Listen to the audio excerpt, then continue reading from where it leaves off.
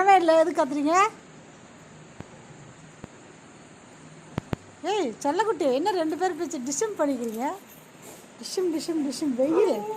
வெயில் தாங்க முடியல. அம்மா அம்மா. ஜில் ஜில் ரமாமணி, என் ஜில் ஜில் ரமாமணி வாங்கடி, என் தங்க கட்டி வாங்கடி, என் ஜில் ஜில் ரமாமணி வாங்கடி. தாரா ஏறிட்டா, தாரா மேலே ஏறிட்டா பாருங்க.